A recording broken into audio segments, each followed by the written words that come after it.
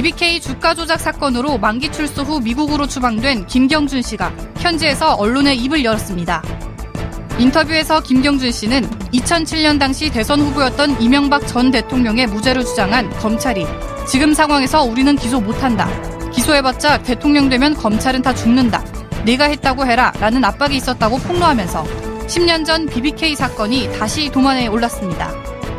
BBK 사건이란 2000년대 초 투자 자문사인 BBK가 자사의 MAF 펀드를 이용해 옵셔널 벤처스라는 주가를 조작하고 거액의 회사 돈을 횡령, 약 5,200여 명의 소액 투자자에게 600억 원가량의 피해를 입힌 대형 금융사기 사건입니다.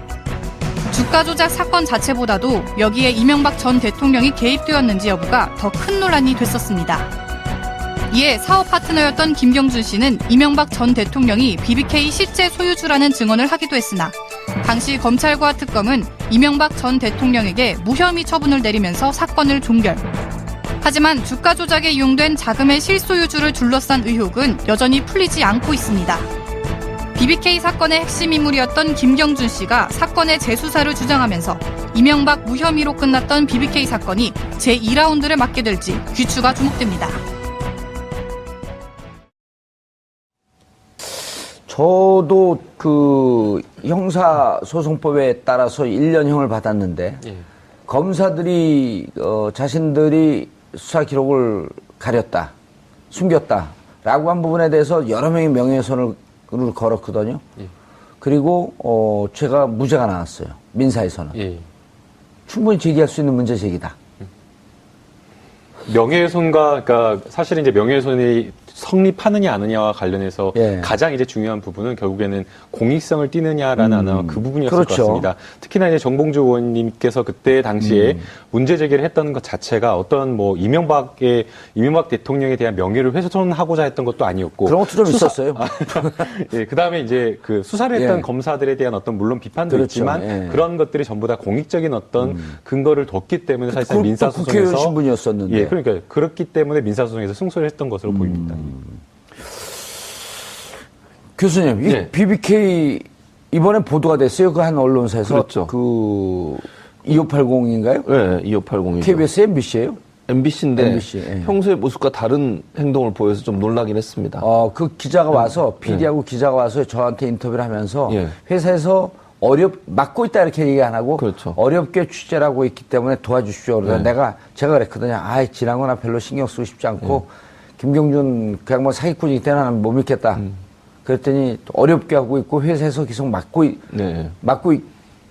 있다라고 얘기 안 하고 어렵게 하고 있기 때문에 좀 도와주십시오. 그런데 이번에 나간다는 반향이 좀 있었어요. 그렇죠. 그러니까 그만큼 국민들이 이 분야가 깨끗하게 정리가 안 됐다고 하는 것을 인식하고 있는 거예요.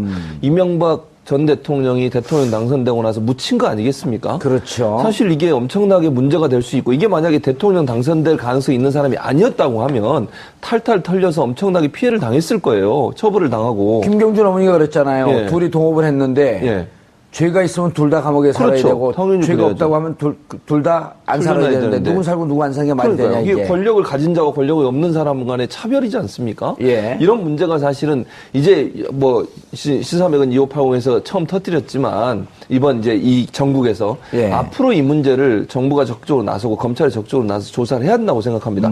국민들이 아직도 의혹을 갖고 있는 부분 아니겠습니까? 또 김경준 씨 어찌 보면 물론 본인도 죄가 있지만 억울하게 옥살이를 한 거 아닙니까? 특별한 사람 때문에 억울하다는 표현은 좀 그렇고요.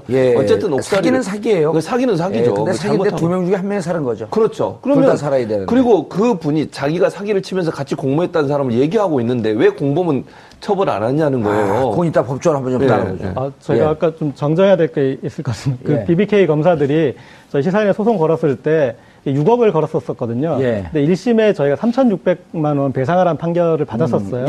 그런데 저도 좀 기억이 가물가물했는데 다시 찾아보니까 저희가 대법원에서 확정으로 완벽하게, 그러니까 원고패소 저희는 완벽하게 이겼어요. 그러니까 그렇죠. 나도 이긴 것 같았는데 뭉개갖고. 그래서 저는 1심 트라우마가 너무 강해서. 아니, 그러니까 회색 옷을 입고 와서 회색 분자가 됐나? 애매모호하게 얘기해갖고. 그런데, 자, 이제 이게 그 재수사. 사실 재수사가 어렵잖아요. 쉽지는 않습니다. 그러니까 일반적으로 클로즈된 사건, 그러니까 수사를 해서 이제 종결지은 사건, 깜짝 놀라게. 예, 종결된 사건을 재수사한다는 건 쉽지가 않습니다. 그러나 재심 청구 어떻게 법적인 과정을 한번 설명해 주세요. 그러니까 굳이 뭐 이것은 뭐 판결이 됐다라고 한다면 재심이라는 어떤 절차를 거쳐야 되는데 이 불기소된 그러니까 그러니까 이명박 전 대통령에 대해서는 불기소된 처분이기 때문에 이것에 대해서 뭐 따로 재심 절차를 걸쳐야 되거나 그래야 되는 것은 아닙니다. 그러니까 새로운 어떤 수사를 다시 할 만한 어떤 새로운 증거가 나온거나 그렇죠. 아니면은 지금까지 된 어떤 수사와 증거 자료가 있지만 그 수사를 뒤엎을 만한, 그러니까 지금까지 수사를 했는데 그 수사가 잘못됐다는 것을 뒤엎을 만한 어떤 새로운 증거가 나온다라고 한다면 검찰에서 충분히 이것은 다시 수사를 할 수 있다라고 봐야 되고요. 그 당시 이제 뭐 여러 가지 수사가 잘못된 부분을 많이 짚어볼 수는 있겠지만 사실은 그 김경준 씨가 이명박 전 대통령의 그 BBK와 관련된 연루가 되었다라는 증거들을 굉장히 많이 제출했었습니다. 예. 뭐 그 외에도 뭐 저희가 뭐 보도된 내용으로도 뭐 광운대 특강을 하면서 BBK는 내가 설립했다라는 그런 발언, BBK는 설립했다라는 그런 발언들 물론 이제 거기에 가로가 쳐져 있었죠. 예. 그러니까 뭐 여러 가지 그런 것들이 있었는데 전부 다 김경준 씨가 주장한 것들은 물적 증거는 위조됐다라고 이야기를 했고요. 그 다음에 이명박 대통령이 스스로 인정한 것도 역시 마찬가지로 그것은 과장해서 그냥 말한 것이기 때문에 그것을 인정할 수 없다. 예. 또는 뭐 주어가 없기 때문에 또 안 된다. 뭐 그런 식으로 정말 말도 안 되는 결론을 내렸기 때문에 이 부분에 대해서 김경준 씨의 어떤 진술 말고 또 거기에 더해서 이것을 또 확실하게 입증할 수 있는 물증이 있다라고 한다면 재수사도 충분히 가능하고 해야 된다라고 생각이 듭니다. 결국은 그 잘못됐다 그냥 많은 국민들이 믿고 있는 거 아니에요. 의혹을 갖고 있는데 그 의혹을 해소해 주는 차원에서 검찰 차원이거나 혹은 정권 차원에서 이건 한번 좀 과거에 잘못된 관행, 적폐, 이 시기 때문에 한번 좀 조사해봐야 되지 않겠냐. 재수사해봐야 되지 않겠냐. 이런 권력의 의지가 좀 중요하지 않을까요? 그럼요. 그게 중요하다고 저는 보고요. 예. 사실 지금 법무부 장관이나 민정수석을 임명하는 걸 보면 검찰 개혁을 하겠다는 의지가 있는 거 아니겠습니까?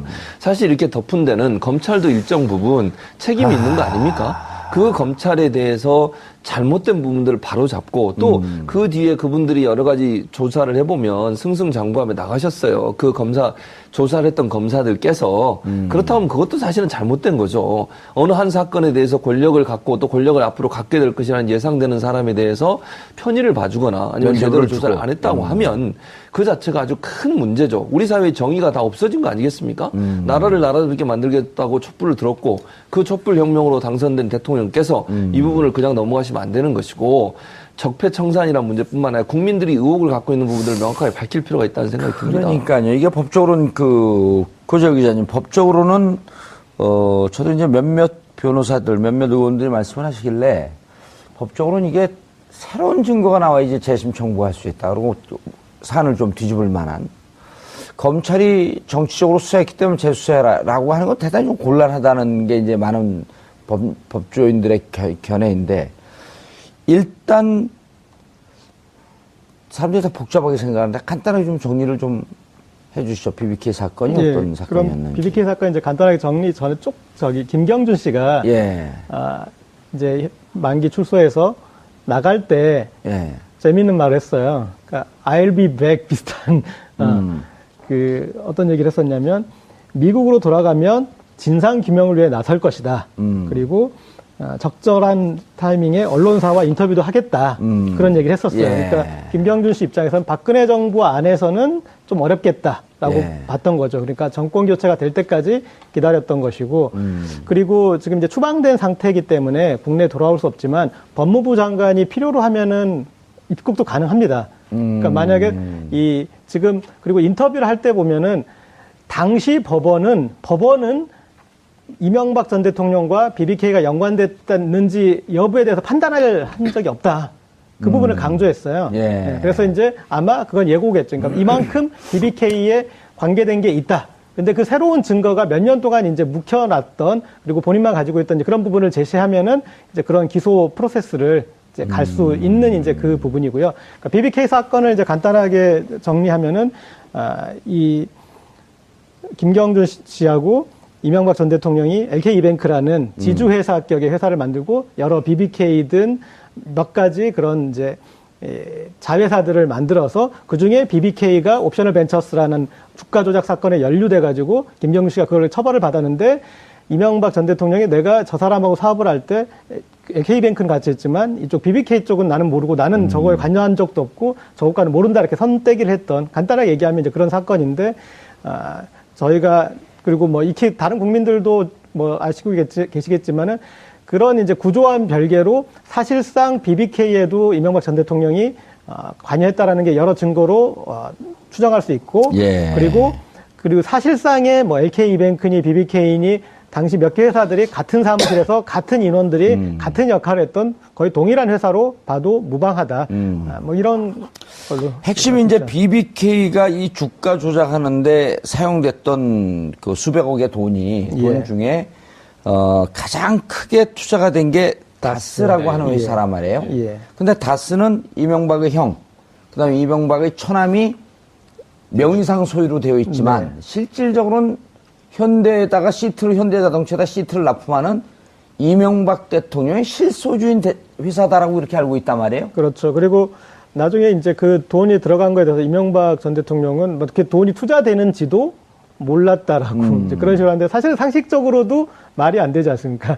형이 동생이 이제 관여하는 회사에 투자하면 당연히 동생하고 상의라는 게 우리 어떤 상식인데 어쨌든 뭐 그런 것들. 그 다음에 나중에 이제 그 뒤에 이 돈에 대한 부분이 나타날 때 이제 실소유주가 누군가 유추할 수 있을 때 부분이 이제 이게 사기 사건이다 됐을 때 그럼 사기가 됐으면 얼른 소송을 걸어서 자기 돈을 빼와내야 되잖아요. 그 시점이 다스가 상당히 늦습니다. 그러니까 나중에 그냥 명분상 이건 소송을 걸었다라고 볼 수 있는 이제 그런 시점이고, 그러니까 여러 가지 정황에서 이것은 이제 사실상 이명박 전 대통령의 돈이다라고 볼 수 있는 부분들이 있는 거죠. BBK에 이제 다스에서 투자되는 돈이 190억. 근데 190억이 투자되기 전에 도곡동 땅을 매각한 돈이 약 190억 정도가 다스로 들어갔다가 그게 이제 BBK로 투자가 된단 말이에요. 그럼 도곡동 땅의 실소유주가 누구냐 하는데 검찰이 조사를 하고 제3자 소유다. 명의는 형과 그 처남 명의로 돼 있는 거거든요. 그 형 명의로 돼 있죠. 근데 형 명의는 아니고 제3자 소유다. 그리고 검찰이 오히려 의혹만 키워나요. 그리고 1995년도에 당시 한나라당에서 이 땅은 이명박 그 후보의 땅이어서 이 땅 문제 때문에 공천받는데 문제가 있다고 세계일보가 보도를 한단 말이에요. 그리고 국세청에 있던 안홍구 국장은 그 내부 국세청 자료 중에 도곡동 땅은 이명박 땅이라고 하는 메모를 보았다. 이렇게 다 덮여버린 거예요. 그래갖고 이명박 실소유 땅이면 다스로 들어갔다 이게 BBK로 들어가면 결국 BBK는 이명박이 투자한 거 아니냐 이런 논리였거든요. 그렇죠. 그러니까요. 이제 사실은 거기에 허점이 하나가 있습니다. 물론 제가 이것을 지적하고자 하는 것은 아닌데요. 이제 사실은 돈이 그렇게 땅에 그 판 돈이 매매 대금이 그 다스로 들어갔다가 다스에서 BBK로 갔다라는 것이 사실 이제 순차적으로 연결이 돼야 됩니다. 근데 이제 그 당시에 이제 이 돈의 계좌 꼬리표는 없는 그렇죠. 거죠. 돈의 그 계좌 추적이나 이런 것을 해봤는데 다스 그 도곡동 땅에 판 돈이 이제 다스로 들어가지는 않았지만 다스가 투자를 한 시점과 그 도곡땅 매매 대금을 받은 그 매매 거래 시점이 같다라는 겁니다. 같은 거죠. 그런데 이제 그 당시에 다스의 그 회계 분식표를 보게 되면 이 190억이라는 돈을 어디선가 이렇게 차용해서 만들 그 구멍이 없었던 겁니다. 그렇기 때문에 자연스럽게 다스라는 이 회사가 물론 중소기업으로 건실했지만 그럼에도 불구하고 이 190억이라는 현금을 융통해서 투자를 할 정도라고 한다면 결국에는 회계장부에서 드러나지 않았다라고 한다면 도곡땅 땅밖에 없는 것 아니냐라는 그런 추정할 수밖에 없었던 겁니다. 근데 이 부분에 대해서 사실은 검찰이 좀 더 집중적으로 파고들어서 이 출처를 밝혀라라고 명확하게 이야기를 해야 되는데 이 부분에 대해서 다스는 뭐 유동화 자금을 어떻게 해가지고 마련했다라는 그 다스의 그냥 해명을 그대로 믿어버리고 추가적인 수사를 하지 않았던 것이죠. 단기 순이익이 연 순이익이 20억도 안 되는 회사였었거든요. 근데 190억을 투자를 해요. 그러니까요. 그건 상식적으로 이해가 안 되는 거죠. 그다음에 이제 또 이상한 점이 있습니다. 아까 이제 고재열 기자님께서 이 다스가 BBK 이게 사기 사건이면 당장의 투자금을 돌려달라고 해야 됩니다.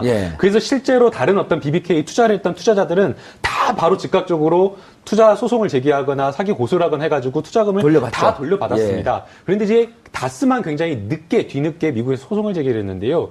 1심에서 사실은 또 그게 패소를 했습니다. 그래서 140억 원을 돌려줄 필요가 없다라고 그렇게 1심 판결이 나왔는데 이제 50억 이제 미리 돌려주고 그러면은 BBK 김경준 씨 입장에서는 140억을 돌려줄 필요가 없었는데도 불구하고 140억을 돌려줍니다. 감옥 살면서. 예, 감옥에 살면서. 스미스에 있는 비밀 계좌 있어요. 비밀 계좌로. 거의 그 이상한 거죠. 예. 근데 그 당시에 또 김경준 씨 같은 경우에는 사실 그 옵셔널 벤처스의 손해배상 청구 소송을 당한 상황이었기 때문에 명백하게 손해배상 청구 소송에서 인정이 되는 이 옵셔널 벤처스는 그냥 놔둬버리고 배상을 안 해버리고 이쪽에만 그 사실 투자금을 준 겁니다. 예. 그리고 이제 그 과정에서 이렇게 하면 이렇게 돼. 내가 김경준이면 예를 들어서 여기 그 다스예요. 이명박 회사. 여기 다스. 예, 여기 다스. 네. 여기다가는 돈을 줄 필요가 없다고 미국에서 판결한 거예요.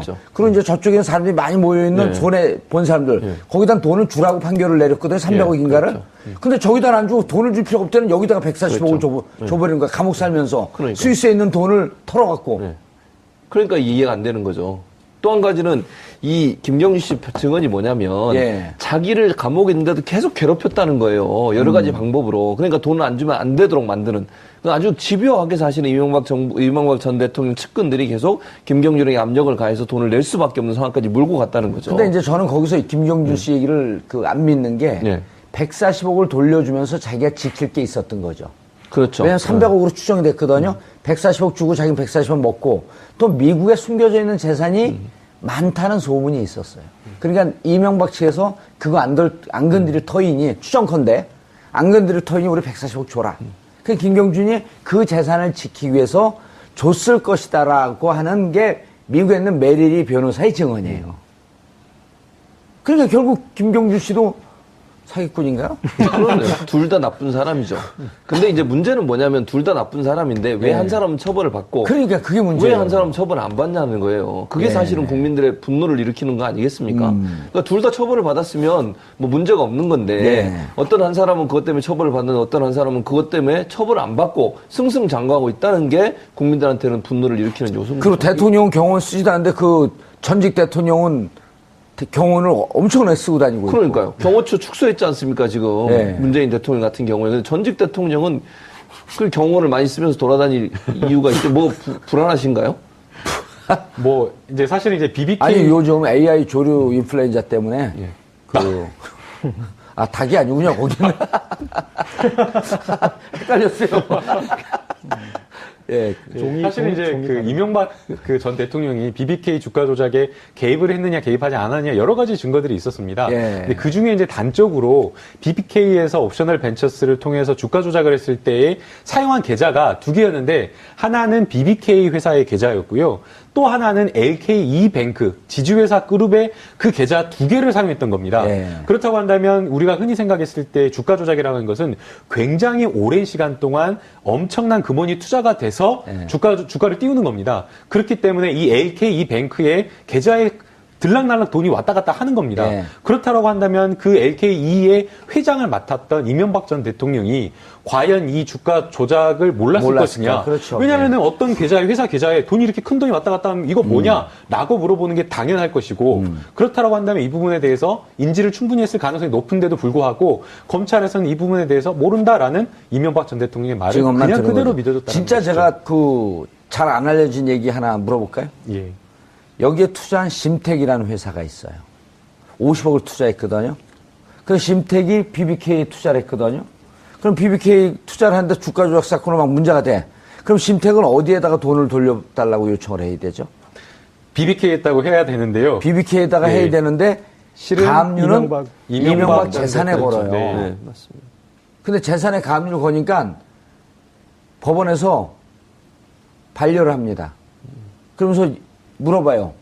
소명을 하라 그래. 심택 이명박과 BBK가 어떠한 연관이 있어서 이명박 재산에 가압류를 거는지 소명하라.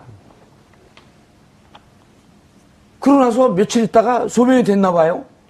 심택이 이명박 재산에 가압류를 건 걸 받아줍니다. 법원에서. 그래서 이때 이 가압류를 받아준 판사가 제가 이 문제 제기할 때 의정부 법원에 있어요. 그 우리 보좌관이 찾아갖고 그때 무슨 사유를 제출했습니까? 그 사유 제출한 거 서류를 좀 보십시오. 그랬더니 다 오래 지나갔고 서류가 없어졌습니다. 그 기억나는 대로 얘기해 주십시오. 그러니까 기억나지 않습니다. 이명박과 BBK가 이명박이 BBK 실질 소유임을 심택이 무슨 확인서나 이런 등등으로 입증을 했던 거예요. 그런 것이죠. 그런 걸 검찰에 찾았어야 되는 거죠. 그러니까요. 왜냐하면 그거는 소송 기록이 그 판사님께서 없다라고 했는데 그럴 리가 없습니다. 국가기록원가면 있죠. 소송 기록이 전부 다 법원에 보관되어 있기 때문에 지금도 있을까요? 지금은 너무 오래돼서 아마 폐기가 됐을 가능성이 있는데요. 아니 슬라이드 필름으로. 그러니까 만약 그 소송이 제기됐던 때가 몇 년도인가요? 소송이 제기된 게 아니고 가압류가 제기됐던. 그 2002년 요 무렵이죠. 2001년, 2002년. 어려울 것 같습니다. 요즘에 이제 대부분 다 민사소송이 다 전자로 되어 있기 때문에 파일로 보관이 되어 있는데 그 당시 2002년도는 전자소송이 안 돼 있을 때라서 기록이 지금 보관은 안 돼 있을 것 같습니다. 예, 가처분 신청 사건에 대해서 좀 말씀을 드리면 물론 이제 본안 소송에서 승소하는 것과는 훨씬 더 낮은 정도의 그냥 소명만 하면 되지만 입증 정도까지는 필요 없지만 적어도 그럴 개연성이 있다라는 정도까지는 입증이 돼야 됩니다. 그런데 가처분 신청을 한 번 했는데 판사가 이거 안 된다라고 반려를 하고 그 다음에 다시 이거를 신청 사건을 받는다라고 한다면 처음에 봤을 때보다는 조금 더 꼼꼼하게 볼 수밖에 없는 상황이었을 겁니다. 그럼에도 불구하고 가처분 신청을 받아줬다라고 하는 것은 둘의 연관성. 심택에서 단순하게 그냥 이러이러하다라고 그냥 말한 것에 그친 것이 아니라 서류를. 그렇죠. 소명 자료를 분명하게 첨부를 했기 때문에 그 부분에 대해서는 적어도 그럴 개연성이 있다라는 정도까지는 입증이 된 것입니다. 법원의 명령에 이렇게 되어 있어요. 둘의 관계를 소명하시오. 이렇게 되어 있어요. 명령문이. 그렇게 되잖아요. 그럴 수밖에 없는 거죠. 왜냐하면 재산에 가압류를 한다라고 한다면 채무자 재산에 가압류를 해야 되기 때문에 그 부분에 대해서 이 압류를 당하는 이명박 대통령과의 관계를 설명할 수밖에 없는 거죠. 아니 내가 느닷없이 최진봉 교수님 집에 가갖고 재산을 가압류하면 법원에 쏠 거 아니에요. 무슨 근거로 가압류 겁니까? 그럼 나 돈을 빌려줬는데 돈을 안 갚네요. 돈 빌려준 차용 증거 주세요. 그러니까 말로 했는데요. 그럼 가압류는 안 되는 거예요, 이게. 증거가 들어가야 될 거 아니에요. 맞습니다.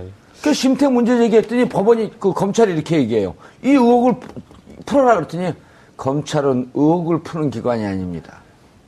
그럼 뭐 하는 데죠? 의혹을 덮는 기관인가요? 그리고 또 한 축에 어떤 우리가 진실을 유추하는데 한번 좀 점검해 볼 축이 있는 것 같습니다. 우리가 이제 검찰을 중심으로 지금까지 살폈지만 또 한 축, 돈을 중심으로 보자면 대한민국에서 돈의 이런 흐름으로 이 사태를 가장 잘 파악하고 있을 곳이 아마 기관으로 따지자면 어디라고 생각하시나요? 금감원일까요? 국세청. 국세청이죠. 그래서 안원구 국장 얘기도 나온 거군요. 네, 그리고 국세청에 이명박 대통령 당선 무렵에 아마 정두원 전 의원으로부터 얘기를 혹시 들었던 적 있으실 것 같은데 그쪽에서 이제 그런 그 관련 이런 부분에 대해서 국세청에서 어느 정도 파악이 상당하게 돼 있었던 것 같습니다. 그 자료가 그리고 이제 정두원 전 의원을 통해서 그때 당시에 사실상의 2인자였고 인수위까지 그 과정에서는 선거 캠프에서 실무를 총괄했던 그렇죠. 신봉이라는 그래서 정두원 의원한테 보고됐다라고 하는 얘기가 있었는데 그렇죠. 그리고 이게 정두원 전 의원이 실각하는 결정적인 계기가 됩니다. 그래요? 그거 한번 물어봐야겠는데 우리 방송에 나오는데 인수위를 지날 무렵 갑자기 그때부터 이상득 전 의원이 부각되고 정두원 전 의원은 어느 순간 3일 만에 인수위 들어가서 3일 만에 나오는데 자기는 형하고 싸우기에 버거워서 나왔다 이렇게 얘기를 하거든요. 근데 제가 이제 들은 바에 의하면 이명박 전 대통령에게 불려가서 몇 시간 동안 박살이 나고 너가 왜 국세청으로 그 보고를 받냐? 그 자료를 왜 네가 들여다봤냐? 그러니까 영린을 건드린 거죠. 아마 다음에 한번 확인해 보시면 내일이에요, 내일. 그 부분 물어보시고 거기에서 요즘 이제 영화 배우로 데뷔했는데 가수를 넘어서 영화 배우 정도원 씨에게 물어볼게요. 많이 기억이 나네요. 그렇죠. 왜 그 자료를 들여다봤냐? 왜 네가 무슨 자격으로 그걸 보고받냐? 그렇죠. 이러면서 혼나고 그리고 그 뒤에 권력으로부터 영원히 이상득 씨가 치고 올라오니까 나오는. 그리고 심지어 정두원 전 의원과 친했다는 이유만으로 모든 거기에 캠프에 주요한 역할을 했던 사람들이 다 밀려납니다. 정택은. 그 둘이 우리 거기 나와요. 보수의 품격이요. 보수의 품격. 보수 이름 잘 만들죠. 네, 제가 품격을 만들었어요. 좋아하시는군요. 품격. 예. 품격 시대에서 보수의 품격. 아마 그런데 그 부분들은 이걸 다시 꺼내려고 하면은 예. 조금 부담스럽기는 할 겁니다. 그러니까 제가 물어보면 또 부담스러워할 것 같아요. 더 부담스러워. 예. 근데 저는 이거 별로 이거 관심 없어요, BBK. 용서해 주신 겁니까? 아니, 이게 그 재밌는 게 늘, 그러니까 이렇게 막 LK 이런 얘기하면 사람들이 재미없어요. 네, 그렇죠. 김경주 씨가 다스로부터 투자 받는 과정도요. 그렇죠. 처음에 30억인가 받거든요. 근데 가갖고 가자마자 김경주 씨가 가니까 투자 약정서를 딱 그 다스에서 내놔요. 그거 사인하고 30분 만에 30억인가 50억을 다스에 놓아요. 아니, 저 BBK에. 이렇게. 그 나중에 이제 조사할 때 그 BBK 그 다스의 사장더러 평상시에 김경준 씨를 본 적이 있느냐 하니까 오늘 처음 봤습니다. 그거 어떻게 투자하냐 그래서 와갖고 투자하러서 투자했습니다. 그 지나가던 청년이 좋은 아이템입니다. 투자했죠. 그러니까 여기 있습니다. 30억 빵 투자하는 거예요. 그 누군가로부터 이 전화를 받고 그렇죠. 누가 투자하라고 그러지 않았을 거 아니냐. 그렇죠. 동동 그럴 수 땅 그 땅을 판 돈도 있으니. 그렇죠. 그거를 검찰이 사실은 수사를 했어야 되는 그렇죠. 거죠. 그럼 누가 실질적으로 여기다가 그러니까 이런 거거든요. 다스가 앞에 있는 주머니 돈이라고 한다면 BBK 뒷주머니 돈이거든요. 네. 앞주머니 돈 빼고 뒷주머니 놓은 거예요. 자기가 자기 돈 빼고 놓은 거거든요. 그렇죠. 그럼 그 자기는 누구냐는 거예요. 이명박 사람이냐 동물이냐. 사람이죠. 아, 그래요? 동물이라고 얘기하면 안 돼. 사람이죠. 사람이죠. 사람이고 네. 그것도 중요한 직책을 맡았던 분이시죠. 네. 그러니까 본인이 그걸 예를 들면 이명박 전 대통령이 그걸 지시하거나 얘기하지 않았다고 하면 그 많은 돈을 어떻게 처음 만난 사람한테 투자를 합니까? 그건 네. 불가능한 일입니다. 아니 몇 천만 원 투자하는 것도 엄청나게 고민해서 투자를 하지. 그렇게 뭐 30억을 투자하는데 그냥 처음 만난 사람한테 그렇게 투자할 수는 없는 거예요. 그건 예. 뭔가 소유주가 3천만 원은커녕요. 우리 예. 술 먹다가 예. 최 교수님 예. 10,000원만 줘보세요. 그러면 왜요? 아, 10,000원 내가 지금 못 쓸 때 있어. 아, 얘기를 하세요. 어디다 쓰려고. 10,000원 주는 것도 꼬치꼬치 캐물어요. 저는 그냥 드릴 수 있는데 예. 어쨌든 이제 아, 저는 못 줘요. 왜냐면 그렇습니까? 10,000원짜리가 없어서. 아, 예, 알겠습니다. 그래서 그런 정황으로 본다고 하면 그 예. 많은 돈을 그렇게 줬다고 하면 지금 말씀하신 것처럼 결국 같은 소유주 안에서 운영이 됐었고 예. 또 소유주 입장에서 자기가 지시하는 것을 그대로 그 사람은 따라서 했을 가능성이 있다고 보는 것이고 그게 이제 풀리지 않는 의문인데 결국 그러니까요. 검찰이 그걸 제대로 풀지 못한 것이 사실은 문제라고 보는 거죠. 고재열 기자님, 또 우리가 옛날 얘기인데 재밌네. 왜 남의 얘기처럼 얘기하세요? 아니, 재밌는 게, 네. 김경준 씨가 참 착한 사기꾼인 게, 미국에 도망가면서 이명박 씨와 관련이 있었던 투자자들 돈은 다 돌려줍니다. 대부분 다 돌려주고, 개미 투자자들 돈만 갖고 튀어요. 이 이명박 대통령 근처에 있는 분들은 참 착한 분들이기 때문에 돈을 막 돌려줘. 5억, 10억. 예, 예. 개미 투자자들 것만 한 500원인가 600억을 갖고 튀는 거 아니에요? 네. 그것도 설명이 안 되는 거 아니에요? 뭐 나중에 이제 그래서 이 마지막 퍼즐을 예. 이렇게 풀어서 그리고 마지막에 140억 돌려준 것까지 해서 이제 큰 그림들이 완성되겠죠. 그런데 제가 느낀 건 어쨌든 그런 이제 돈의 흐름에서는 그렇게 해서 이제 대부분 정돈이 됐지 않습니까? 그런데 이분이 정돈이 됐어요? 정돈이 됐는데 이분이 이제 지금 정권이 바뀔 때까지 기다려서 지금 거의 언론에 이제 어떤 신호탄을 울리고 점점 이제 프로세스를 밟아갈 것 같은데 거기에서 어떤 이 이명박 전 대통령에 대한 어떤 자신의 그런 억울한 것은 한번 좀 풀어보려고 하는 것 같습니다. 이 정도 봤을 때는 아주 김경준 씨가 적극적인 좀 의지가 있다고 봐야 될 그런데 것 같습니다. 이번에 이제 PD들 얘기를 전원에 따르면 무척 두려워한다 그래요, 여전히. 그리고 10년 징역을 살았으니까. 네. 두려워하고, 이런 거에 대한 감은 좀 없다 그러더라고요. 전임 정권과 문재인 정권으로 지금 바뀌었는데, 예. 바뀌었으면 여전히 검찰을 두려워한답니다. 네. 바뀌어서 이제 들어왔고 정확하게 얘기할 수 있습니다. 그런데 두 가지. 검찰도 두렵고 대한민국 정치인을 믿고 싶지 않다. 예. 그런데 저는 조금 좀 다르게 보는 게 예. 우리가 이 민주주의 학교가 있고 그리고 또 오리지널 학교가 있지 않습니까? 학교에 갔다 오는. 예.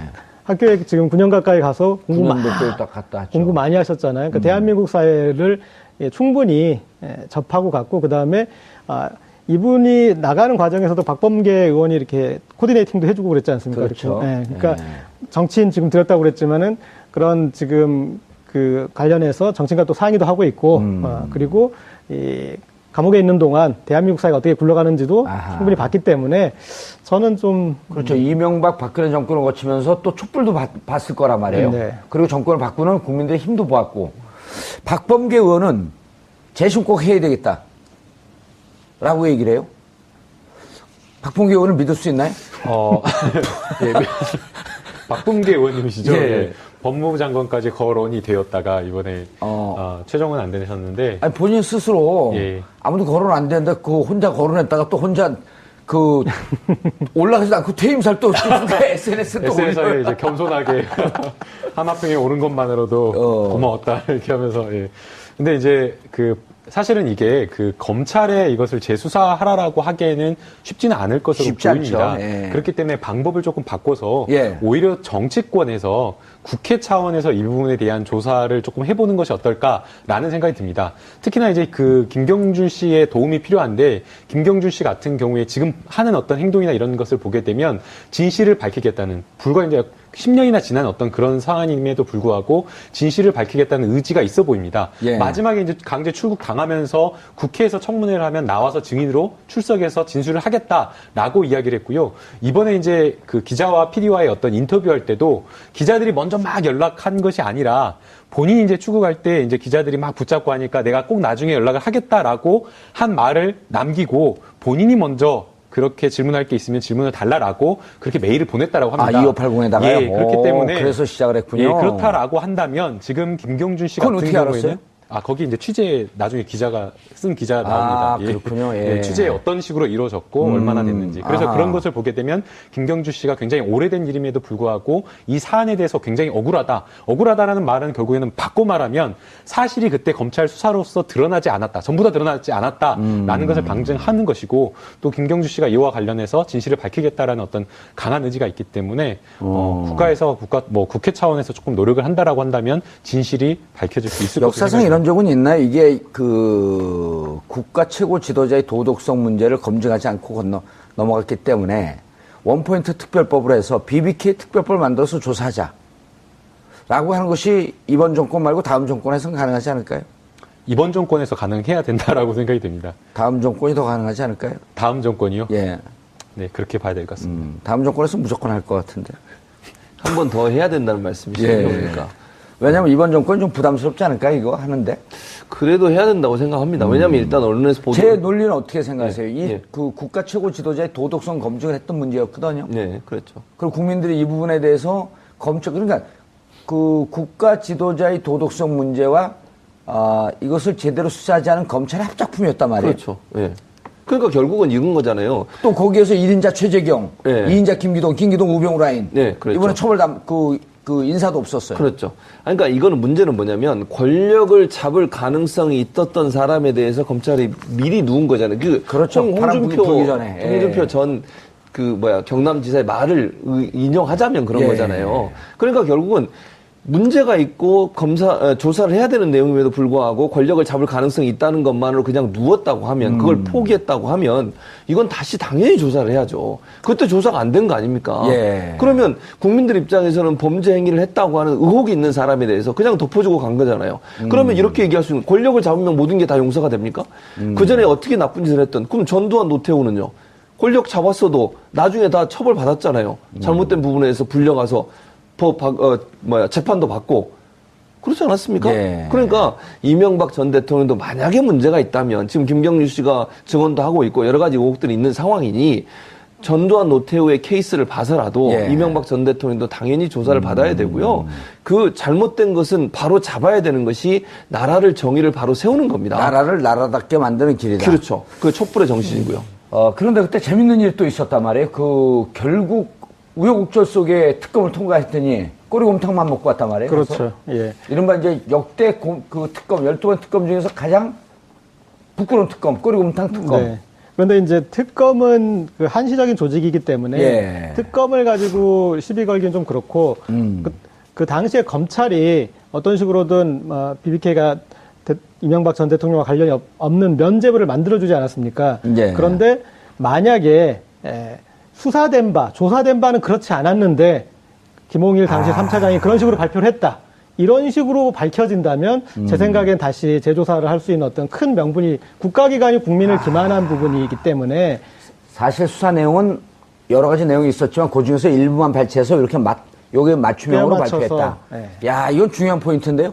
근데 아마 그렇게 하진 않았을 것으로 생각이 됩니다. 예. 보통의 이제 검찰에서 내부적으로 어떤 수사에 대한 결과를 만들 때에 예. 외형적으로, 형식적으로는 전부 다 방향을 맞춰놓고. 그렇죠. 이러이러한 증거를 이렇게 판단한다, 이렇게 판단한다 그래가지고 종합적으로 봤을 때 이것은 혐의가 없다라는 결론으로 갈 수밖에 아마 그렇게 예. 없게 만들었을 것으로 생각이 됩니다. 전문적으로 말아먹을 때도 아주 체계적이고 치밀하게 말아먹는다. 예. 대충 말아먹었다 체한다. 그렇습니다. 예. 그러나 다시 수사를 하게 되면 진실을 밝혀질까요? 밝혀질 가능성이 있다라고 생각이 됩니다. 그러니까 너무 석연치 않은 구석이 많죠. 너무나 석연치 않은 것들이 예. 많고요. 그 드러난 것들을 그냥 완전히 그냥 해석하고 싶은 대로 그냥 이명박 대통령 원하는 대로 해줬기 때문에 아하. 예, 그거에 대한 판단은 달라질 수 있다라고 봅니다. 알겠습니다. 교수님, 이 네. BBK 이번에 보도가 됐어요. 그 한 언론사에서 그렇죠. 그 2580인가요? 네, 2580이죠. KBS, MBC예요? MBC인데 MBC, 예. 평소의 모습과 다른 행동을 보여서 좀 놀라긴 했습니다. 그 기자가 와서 PD하고 기자가 와서 저한테 인터뷰를 하면서 예. 회사에서 맡고 있다 이렇게 얘기 안 하고 그렇죠. 어렵게 취재를 하고 있기 때문에 도와주십시오. 그러다 네. 제가 그랬거든요. 지난 거나 별로 신경 쓰고 싶지 않고 김경준 그 양반 사기꾼이기 때문에 나는 못 믿겠다. 그랬더니 어렵게 하고 있고 회사에서 계속 맡고 있다라고 얘기하는 거 어렵게 하고 있기 한다. 때문에 좀 네, 도와주십시오. 네, 근데 이번에 나간 다음에 반향이 좀 있었어요. 그렇죠. 그러니까 그만큼 국민들이 이 예. 분야가 깨끗하게 정리가 안 됐다고 하는 것을 인식하고 있는 거예요. 이명박 전 대통령이 대통령 당선되고 나서 묻힌 거 아니겠습니까? 그렇죠. 사실 이게 엄청나게 문제가 될 수 있고 이게 만약에 대통령 당선될 가능성이 있는 사람이 아니었다고 하면 탈탈 털려서 엄청나게 피해를 당했을 거예요. 처벌을 당하고. 김경준 어머니가 그랬잖아요. 예. 둘이 동업을 했는데 예. 죄가 있으면 둘 다 감옥에 살아야 그렇죠. 되고 당연히 죄가 그래야죠. 없다고 하면 둘 다 안 살아야 되는데 누군 살고 누구 안 사는 게 말이 되냐 이게 이게. 권력을 가진 자와 권력이 없는 사람 간의 차별이지 않습니까? 예. 이런 문제가 사실은 이제 뭐 시사맥은 2580에서 처음 터뜨렸지만 이번 이제 이 정국에서 예. 앞으로 이 문제를 정부가 적극적으로 나서고 검찰이 적극적으로 나서 조사를 해야 한다고 생각합니다.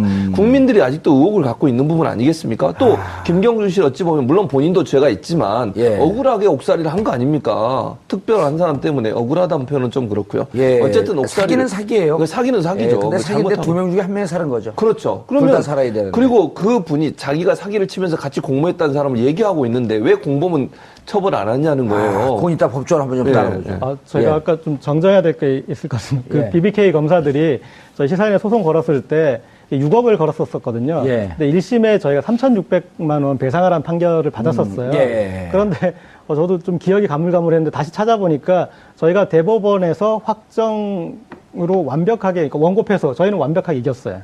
그렇죠. 나도 이긴 것 같았는데 뭉개 갖고. 네, 그래서 저는 1심 트라우마가 너무 강해서. 아니, 그러니까 회색 옷을 입고 와서 회색 분자가 됐나? 애매모호하게 얘기해갖고. 예. 그런데, 예. 자, 이제 이게 검찰에 대해서 잘못된 부분들을 바로 잡고 또 그 뒤에 그분들이 여러 가지 조사를 해보면 승승장구하며 나가셨어요. 그 조사를 했던 검사들께서 그렇다면 그것도 사실은 잘못된 거죠. 어느 한 사건에 대해서 권력을 갖고 또 권력을 앞으로 갖게 될 것이라는 예상되는 사람에 대해서 편의를 봐주거나 아니면 제대로 조사를 안 했다고 하면 그 자체가 아주 큰 문제죠. 우리 사회의 정의가 다 없어진 거 아니겠습니까? 나라를 나라답게 만들겠다고 촛불을 들었고 그 촛불 혁명으로 당선된 대통령께서 이 부분을 그냥 넘어가시면 안 되는 것이고 적폐청산이라는 문제뿐만 아니라 국민들이 의혹을 갖고 있는 부분들을 명확하게 밝힐 필요가 있다는 생각이 듭니다. 그러니까요. 이게 법적으로는 고재혁 기자님, 법적으로는 저도 이제 몇몇 변호사들, 몇몇 의원들이 말씀을 하시길래 법적으로는 이게 새로운 증거가 나와 이제 재심 청구할 수 있다. 그리고 사안을 좀 뒤집을 만한. 검찰이 정치적으로 수사했기 때문에 재수사해라라고 하는 건 대단히 좀 곤란하다는 게 이제 많은 법조인들의 견해인데, 일단 사람들이 다 복잡하게 생각하는데 간단하게 좀 정리를 좀 해주시죠. BBK 사건이 어떤 사건이었는지. 그럼 BBK 사건 이제 간단하게 정리 전에 김경준 씨가 이제 만기 출소해서 나갈 때 재미있는 말을 했어요. 그러니까 I'll be back 비슷한 어떤 얘기를 했었냐면 미국으로 돌아가면 진상 규명을 위해 나설 것이다. 그리고 적절한 타이밍에 언론사와 인터뷰도 하겠다. 그런 얘기를 했었어요. 예. 그러니까 김경준 씨 입장에서는 박근혜 정부 안에서는 좀 어렵겠다라고 예. 봤던 거죠. 그러니까 정권 교체가 될 때까지 기다렸던 것이고, 그리고 지금 이제 추방된 상태이기 때문에 국내에 돌아올 수 없지만 법무부 장관이 필요로 하면은 입국도 가능합니다. 그러니까 만약에 지금 그리고 인터뷰를 할 때 보면은 당시 법원은 이명박 전 대통령과 BBK가 연관됐는지 여부에 대해서 판단을 한 적이 없다. 그 부분을 강조했어요. 예. 네, 그래서 이제 아마 그건 예고겠죠. 그러니까 이만큼 BBK에 관계된 게 있다. 근데 그 새로운 증거가 몇 년 동안 이제 묵혀놨던 그리고 본인만 가지고 있던 이제 그런 부분을 제시하면은 이제 그런 기소 프로세스를 이제 갈 수 있는 이제 그 부분이고요. 그러니까 BBK 사건을 이제 간단하게 정리하면은 이 김경준 씨하고 이명박 전 대통령이 LK이뱅크라는 지주회사격의 회사를 만들고 여러 BBK든 몇 가지 그런 이제 자회사들을 만들어서 그 중에 BBK가 옵셔널 벤처스라는 주가 조작 사건에 연루돼가지고 김경준 씨가 그걸 처벌을 받았는데 이명박 전 대통령이 내가 저 사람하고 사업을 할 때 LK뱅크는 같이 했지만 이쪽 BBK 쪽은 나는 모르고 나는 저거에 관여한 적도 없고 저것과는 모른다 이렇게 선떼기를 했던 간단하게 얘기하면 이제 그런 사건인데 저희가 그리고 뭐 익히 다른 국민들도 뭐 아시고 계시겠지만은 그런 이제 구조와는 별개로 사실상 BBK에도 이명박 전 대통령이 관여했다라는 게 여러 증거로 추정할 수 있고 예. 그리고 사실상의 뭐 LK이뱅크니 BBK니 당시 몇 개 회사들이 같은 사무실에서 같은 인원들이 같은 역할을 했던 거의 동일한 회사로 봐도 무방하다.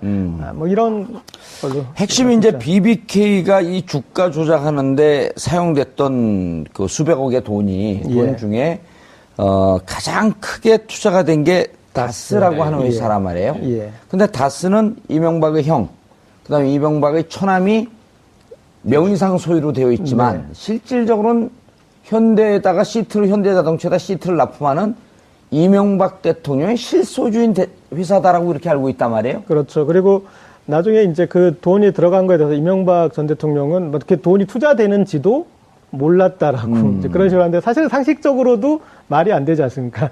형이 동생이 이제 관여하는 회사에 투자하면 당연히 동생하고 상의라는 게 우리 어떤 상식인데 어쨌든 뭐 그런 것들. 그 다음에 나중에 이제 그 뒤에 이 돈에 대한 부분이 나타날 때 이제 실소유주가 누군가 유추할 수 있을 때 부분이 이제 이게 사기 사건이다 됐을 때 그럼 사기가 됐으면 얼른 소송을 걸어서 자기 돈을 빼와내야 되잖아요. 예. 그 시점이 다스가 상당히 늦습니다. 그러니까 나중에 그냥 명분상 이건 소송을 걸었다라고 볼 수 있는 이제 그런 시점이고, 그러니까 여러 가지 정황에서 이것은 이제 사실상 이명박 전 대통령의 돈이다라고 볼 수 있는 부분들이 있는 거죠.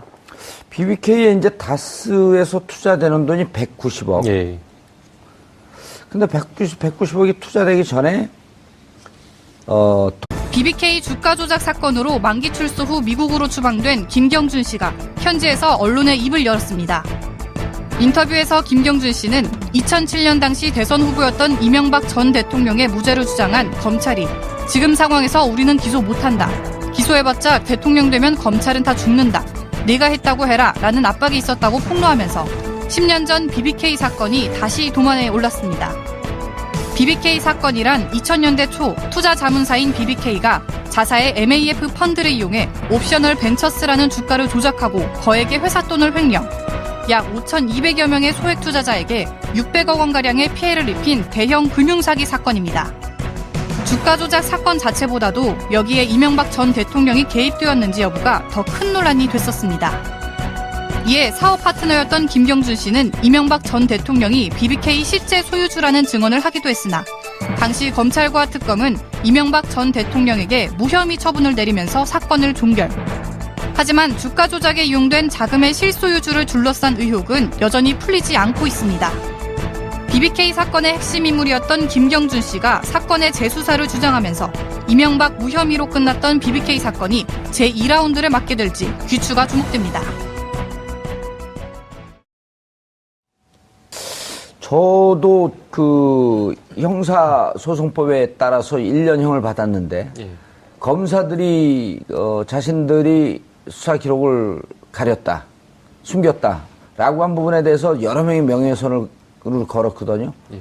그리고 제가 무죄가 나왔어요. 민사에서는. 예. 충분히 제기할 수 있는 문제 제기다. 명예훼손과, 그러니까 사실은 이제 명예훼손이 성립하느냐 아느냐와 관련해서 예. 가장 이제 중요한 부분은 결국에는 공익성을 띠느냐라는 아마 그 부분이었을 그렇죠. 것 같습니다. 특히나 이제 정봉주 의원님께서 그때 당시에 문제 제기를 했던 것 자체가 어떤 뭐 이명박 대통령에 대한 명예를 훼손하고자 했던 것도 아니었고 그런 것도 좀 있었어요.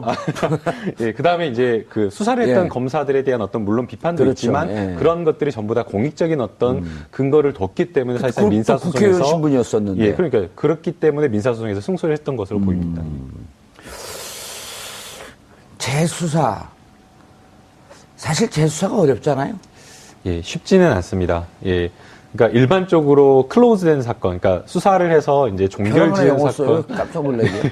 예, 종결된 사건을 재수사한다는 건 쉽지가 않습니다. 그러나 재심 청구 어떻게 법적인 과정을 한번 설명해 그러니까 주세요. 굳이 뭐 이것은 뭐 판결이 됐다라고 한다면 재심이라는 어떤 절차를 거쳐야 되는데 이 불기소된 그러니까 그러니까 이명박 전 대통령에 대해서는 불기소된 처분이기 때문에 이것에 대해서 뭐 따로 재심 절차를 걸쳐야 되거나 그래야 되는 것은 아닙니다. 그러니까 새로운 어떤 수사를 다시 할 만한 어떤 새로운 증거가 나온거나 그렇죠. 아니면은 지금까지 된 어떤 수사와 증거 자료가 있지만 그 수사를 뒤엎을 만한 그러니까 지금까지 수사를 했는데 그 수사가 잘못됐다라는 것을 뒤엎을 만한 어떤 새로운 증거가 나온다라고 한다면 검찰에서 충분히 이것은 다시 수사를 할 수 있다라고 봐야 되고요. 그 당시 이제 뭐 여러 가지 수사가 잘못된 부분을 많이 짚어볼 수는 있겠지만 사실은 그 김경준 씨가 이명박 전 대통령의 그 BBK와 관련된 연루가 되었다라는 증거들을 굉장히 많이 제출했었습니다. 예. 뭐 그 외에도 뭐 저희가 뭐 보도된 내용으로도 뭐 광운대 특감을 하면서 BBK는 내가 설립했다라는 그런 없어요. BBK는 설립했다라는 예. 그런 발언도 물론 이제 거기에 가로가 쳐져 있었죠. 예. 그러니까 뭐 여러 가지 그런 것들이 있었는데 전부 다 김경준 씨가 주장한 것들은 물적 증거는 위조됐다라고 이야기를 했고요. 그다음에 이명박 대통령이 스스로 인정한 것도 역시 마찬가지로 그것은 과장해서 그냥 말한 것이기 때문에 그것을 인정할 수 없다. 예. 또는 뭐 주어가 없기 때문에 또 안 된다. 뭐 그런 식으로 정말 말도 안 되는 결론을 내렸기 때문에 이 부분에 대해서 김경준 씨의 어떤 진술 말고 또 거기에 더해서 이것을 또 확실하게 입증할 수 있는 물증이 있다라고 한다면 재수사도 충분히 가능하고 해야 된다라고 생각이 듭니다. 결국은 그 잘못됐다 그냥 많은 국민들이 믿고 있는 거 아니에요. 의혹을 갖고 있는데 그 의혹을 해소해 주는 차원에서